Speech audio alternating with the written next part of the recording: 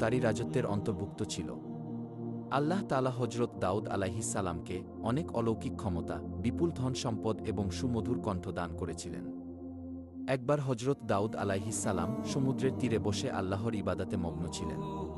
যখন তিনি তার সুমধুর কণ্ঠ দিয়ে জাবুর কিতাব তেলাওয়াত করত, তখন সমুদ্রের মাছ এবং বনের জীবজন্তু, পাহাড় পর্বত এমনকি পাখিরাও সেই স্থানে এসে মনোমুগ্ধ হয়ে জাবুর কিতাব তেলাওয়াত শুনত।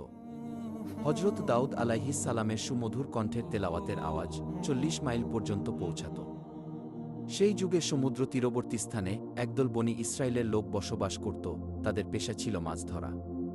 তারা সমুদ্র থেকে প্রতিদিন মাছ ধরে জীবিকা নির্বাহ করত।